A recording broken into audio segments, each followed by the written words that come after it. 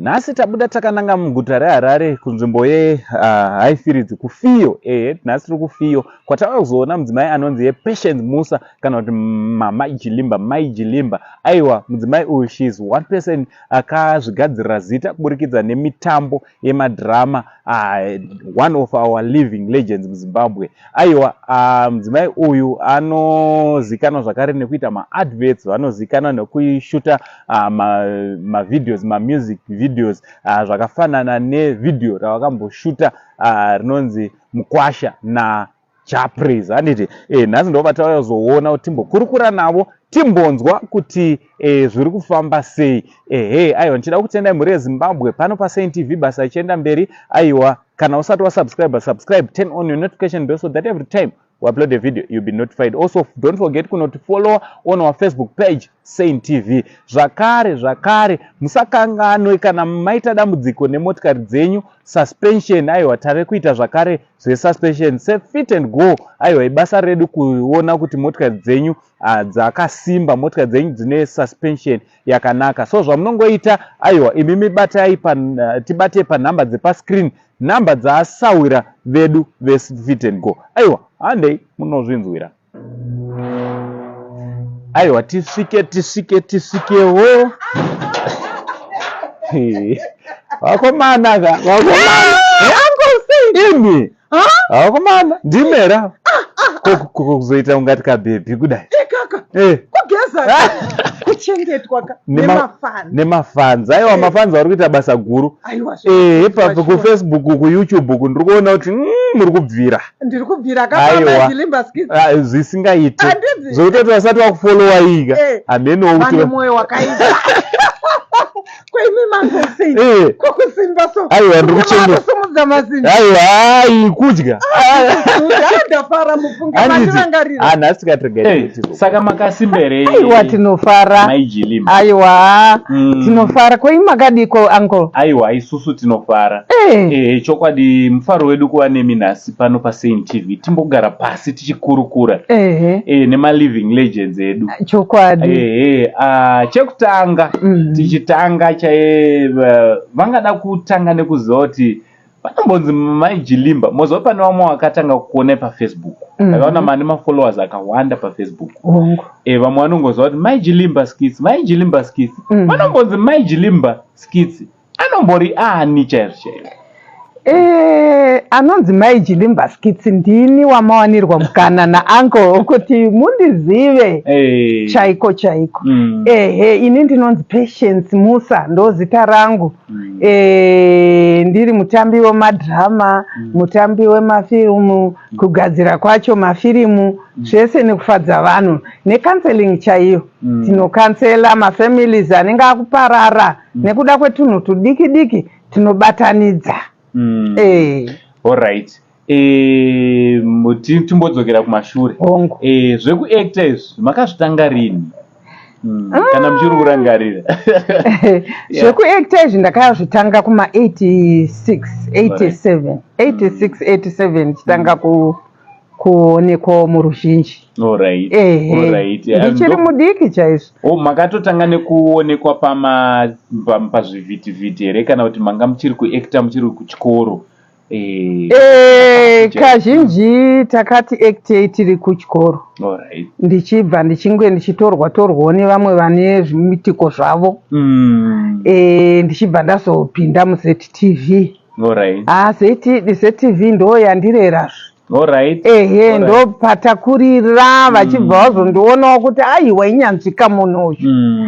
Saka madhirama mazhinji aiuya muZTV ndaipinda. Ndakabva ndazodzidza futi basa rekuita makeup. Ndiri makeup artist mumadhirama imomo, uyezve ndiri producer wemadhirama. Musiyano wamungati wavepo zvaizvezvi because imi makambotanga muri kumadhirama aibuda paZTV. Iye zvinota kuona futi mako pasocial media matova futi shasha dzeko. Musiyano wamungati wavepo zvanhasi nekare muchatanga muchangotarisana netelevision chete ndeupi? kunonzi vanhu fambiranai kane nguva. Nokuti munoona uncle, ZTV ichannel inogona kunge ichionekwawo nevamwe vanhu vamwe vasingaioni. Social media ichannel futi inokwanisa kuonekwa nenyika dzese dzakatibukira. Saka mukugrowawo kwatiri kuita ikokoko takazoona kuti yezvo inga social media chinhu chinozoparadzira mashoko zvakatosimbarara kupfuura hako zvatanga tiri. Saka makaona takazoti regaiwo timbotrayawo zviri kuitwa nana Uncle Saint, nokuti imi matisatambokonai pachivhitivhiti tinongokuonai pasocial media. Saka takaona kuti inga you are doing well. Inini ndinokwanisa kuzviita izvi, handingakundwe naUncle Saint. Chokwadi. Mafanziwo enyu, tichitaura imimi mune mafanzi vakuru nevadiki. Munobatanidza vese vechikuru, vekare, vanhasi, vachazvarwa, vachangozvarwa muchiita basa iri. Muri kukwanisa sei kubatanidza vakuru nevadiki kuburikidza nemadhirama enyu? Chinhu chamunofanirwa kuziva Uncle Saint neruzhinji rweZimbabwe, acting haina zera. Nyangwe mwana azvarwa nhasi rusvava anokwanisa kuacta. Nyangwe muchembera akubata mudonzvo kudai anokwanisa kuacta. Saka naizvozvo talent yeacting haina zera. Inoramba ichingoenda. Maijilimba vachangoramba vachingoacta kusvikira vafe. Hakuna zvekunzi makaritaya, hatichakuonai makaritaya. Aiwa, tinenge tingorimo chete mundima tichingorova kusvikira Mwari vatisvitsa patinofanirwa kuti tisvike tigumire pabasa redu. Saka kuzvigona kwandinozviita ndekwekuti inini ndinenge ndichiedza kuti chinhu ichi chisave chiri changu chete inini Maijilimba. Chive chine uparadzirwa hwemhuri dzimwe dziri kutotadza kuziva kuti ndopindawo sei muacting, ndopindawo sei muchinhu ichi. Saka with that mwoyo wangu wakanditaurira kuti ndinofanirwa kukuma vana vanoda zvavo, vanhu vakuru vanoda havo, tichiuya tichiita maskits, tichitomhanyisa kuZBC ikoko. Mukatarisa kuZTV munoona maacting edu ikoko, maskits anenge ariko, vanoagamuchira nemufaro vachiappreciatawo kuti ibasa rakanaka ratiri kuita.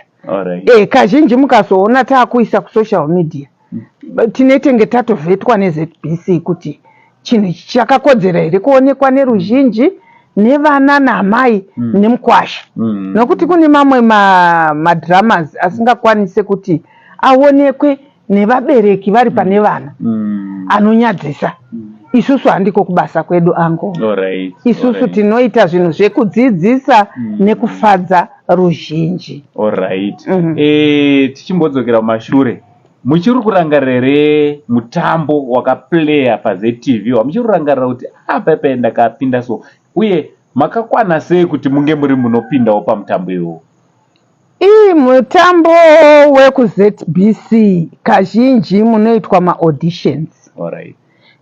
Kana uchienda kumutambo wokuti muri kutamba mutambo, kune bhuku rinonyorwa, ngatimboti Aaron Chiundura Mwoyo anyora bhuku rake, kana kuti Itai Kakuwe anyora bhuku rake. Handiti bhuku iroro tinoenda kuno anonzi maauditions.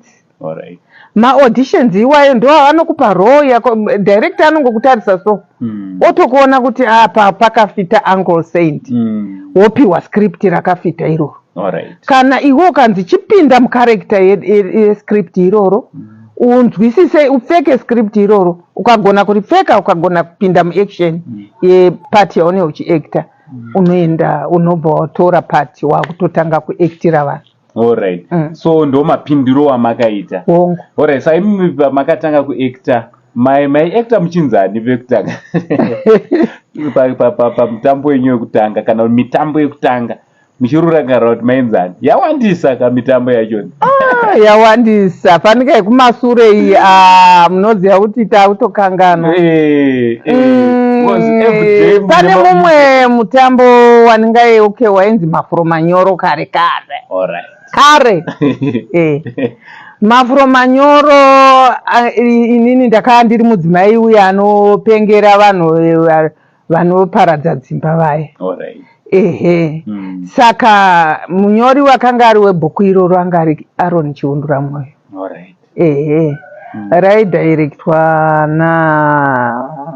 kana ndisingakanganise namusasa naDorothy Chidzau.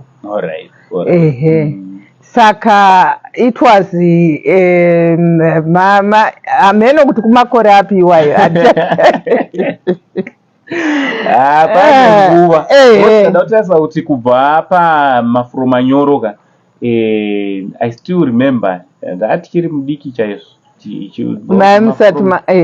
ndatichiri mudiki muri kuona kuti kudii tikada kutasa kubva ipapo mairamba muchingowapiya pamadhirama ese akawanda aiuya maibva mapinda angave mitambo chaiyo chaiyo mafilmu aiuya futi zvakare tichipinda so muchinokwanisa kuverenga kuti mingani here mitambo yachona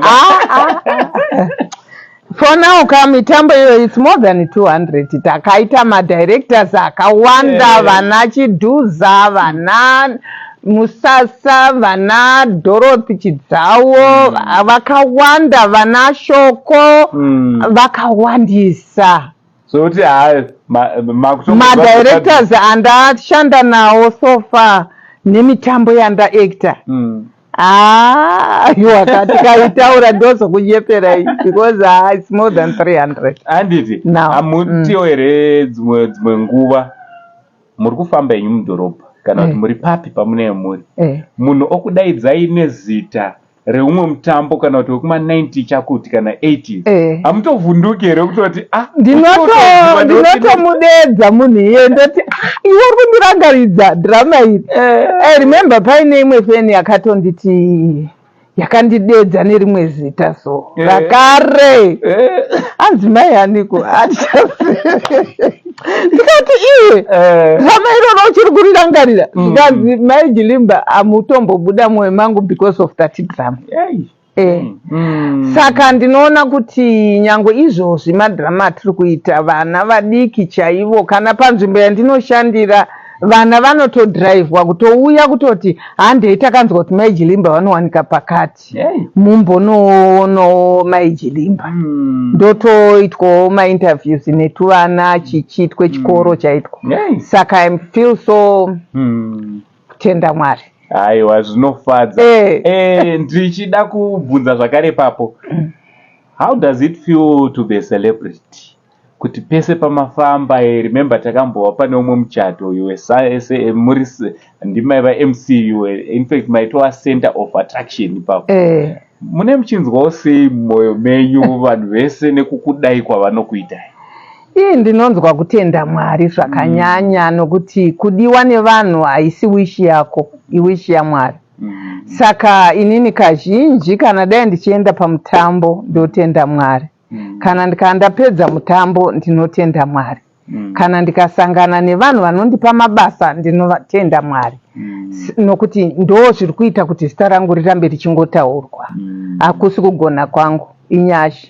Ende inini I feel so happy nokuti chinhu chandakapiwa chipo chaMwari chavakandipa ivo pachavo. Saka kana dai vanhu vakandidedza vachiti zvakati kana kuti chichi I feel kufara because ndaburitsa character yekupenga vabva vati amai vane utsinye ndine utsinye handitsamwe kuti wanditi ndine utsinye ndakaburitsa character yeutsinye ndikaigona. Saka I feel so great kuti wataura zvandakakunda kuita. Alright, hanzi amai Hazuka. Amai Hazuka of Zimbabwe. Ipapo amai Hazuka yakatombonetsa zveshuwa kuti amai Hazuka. Alright, iye zvino ndopi mutambo uri current wamuri kuplaya bit pama-social media platforms yenyu kana kuZTV? Iye zvinezvi we are planning for a drama series rine 13 episode. Alright. Hatisati taakutaura zita raro because tichiri kurikurunga. Then tine maskits atiri kuita maskits atiri kuita ane dzidziso zvatinonhonga mudzimba matinogara nevanhu ndo zvatiri kuekta pamaskits andinawo. Mukatarisa paZTV munoona maskits iwayo as I said before. Mukatarisa pasocial media pamaijilimba skits pangava kufacebook page kana kuyoutube page munoona utapitapi hwakanyanya hwemaskits. Kana mukazongotarisa kana iri quality kana iri acting irimo munotoona kuti yakasiyana nevanhu vasati vambodzidza acting chaizvo vari kungopinda musocial media. Anditi pakuekta kwamaita ndoiziva kuti munofarira. Ndakamboita rombo rakanaka rekumbopindawo muskit tikatomboekta tese. Munofarira munhu wese. Even pakuekta nemika it's something ndiri kutaura from experience chiri so exciting. Unotonzwa kuti magetsi kuti ndiri kuekta namaijilimba and munoaccommodata vanhu vese bit munhu atanga kusvika musiwo kana kuti maseniors.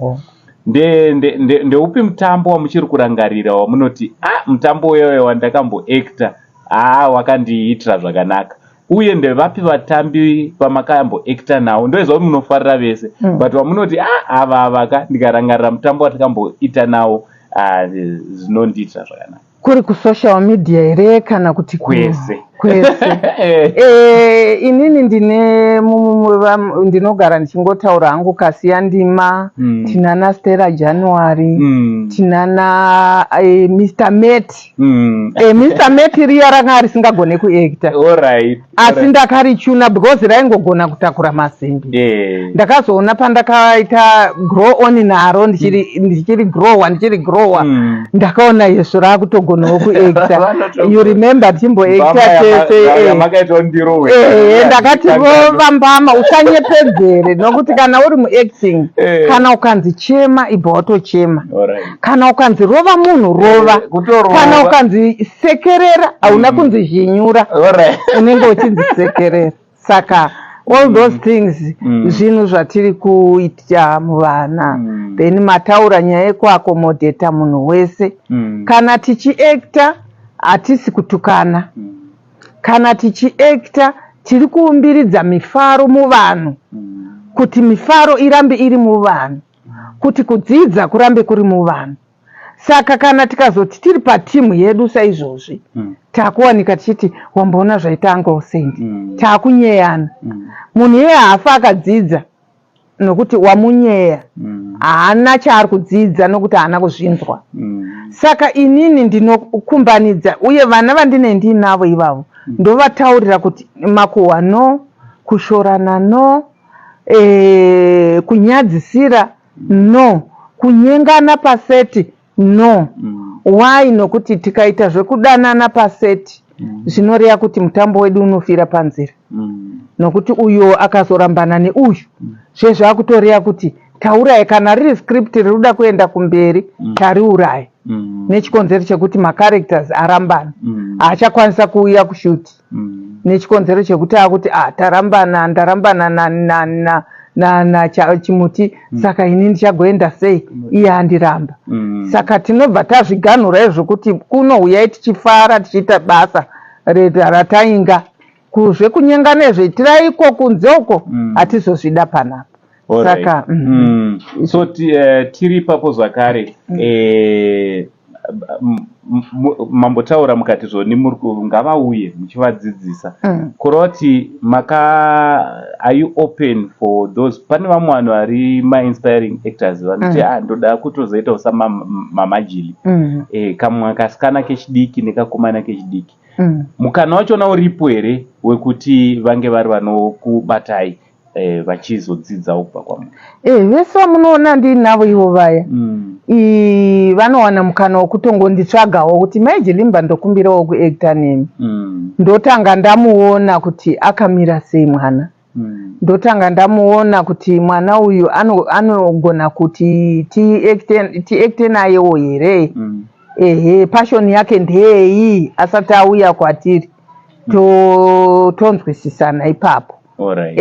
Uyezve chimwe chinhu chiri kutondinetsa pakuekta nevana kuti hatina facility yakakwana. Hatinawo zvekuti tibatsire vana vamwe inherera dziri kutouya kwandiri dzichiti inini handina zvandingakwanise kuita kana kuti chii. Hatina rubetsero rwatinokwanisawo kuwana. Saka tichiti kana tagurumawo vana imomomo, kana vane macompanies havari gongotipa mari chete, ngavatipe basa rekuadvertisa macompanies avo, rekuadvertisa maproject avo, maproducts avo. Tikakunda kuita izvozvo vakanhongomo vana vandendinavo ivavo kuti tidedzereiwo Uncle naMai Jilimba vauye vati advertise this product. Tidedzereiwo Dhunda uyo Chale uyo naMai Jilimba vati advertise all this product. Anakuda Rashman. Tine chinzwa kutenda Mwari kuti ndosaka ndiri that team iyoyo kuti macompanies ega pachawo vane right yekuti Mai Jilimba tigirewo nhingi auye muadvertise this. Ndo imwe way yatiri kukumbirawo nayo mumacompanies, nyangwe muhurumende yedu chaimo, nyangwe kupi, kuti tikwanise kubatsira vana ivava vari kuuya mandira vachiuya. Mashoko amungada kusiyira kumafans enyu nevamwe vasati vambokuonai handiti pamwe watanga kuona izvezvi mungada kusiyirawo mashoko ekuti kudikwa? Inini ndoda kusiyira mafans angu nemafans achangoburwa kwandiri kuti ini ndiri munhu anofara. Ndinoda kuti amuone fesi yangu yainombonyana because ndogara ndichifara. Saka inini ndinoda vanhu vanofara. Handidi vanhu vanouya nemiedzo yakaipa kana kuti tigarisane zvakaipa iwabva kuna Mai Jilimba. Aiwa, inini kana munhu ari kwandiri chete ndiye nchongomuratidza mazwi akanaka, anoumbiridza, anofadza mhuri yake, anofadza vavakidzani. Ndo kubasa kwangu chaiko ikoko. Saka ini ndinoti whoever anenge achida kundiwana anondiwana pa 0775 274 581.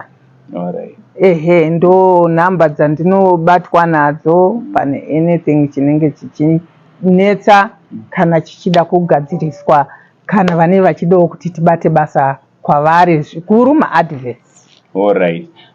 Michato zvakare, mapati zvakare, kunyangwe kupa nhamo unochema nevanochema, vakasununguka zvakare kubatai panamba dzenyu idzodzo handiti?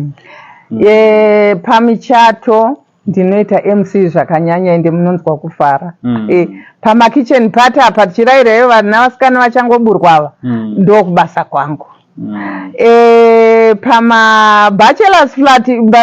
Bachelor's party futi ndiri mukadzi wani ndichiraira vakomana vechikomana vechirume ndinozvida, ndinozviita zvakanyanya.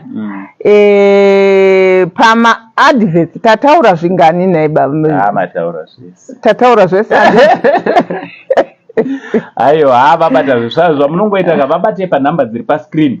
Also, let's not forget, uchingobva panapa kuona video rino iri, beat wariona pa YouTube, ibva watono subscribe pa channel yaMai Jilimba Skits. Also, nekunofollowa pa Facebook page ravo ari kubvira, ari kuita kupisa, rakanzi Amai Jilimba Skits. Ayo, ndinoda kutenda Mai Jilimba nenguva yenyu yamatipa yekuti tinge tinogara pasi tichikurukura. Aiwa uncle, inini ndatenda zvikuru kana pandaona muchisvika pagedhi apo.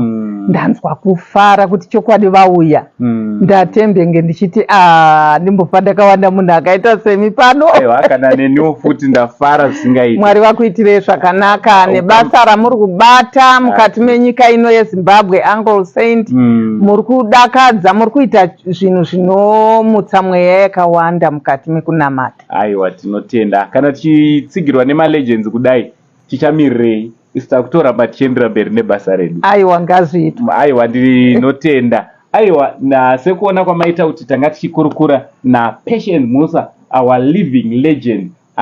Vanozikana zvakanyanya nekuti Amai Azuka, vanozikana nekuti Amai Meki, Amai Jilimba ndori kubvira zvamai manje. Aiwa, makasununguka unyora comment section kuti munofungei nezve celebrity renyu, our living legend also nekuvabatawo panhamba dzavo muchivapawo mabasa. Mwari wakudenga vakuitire zvakanaka, vakufudze mberi. Tinogashira ango. Tatenda from Ango Saint naamai Jilimba for now tichiti it's much love.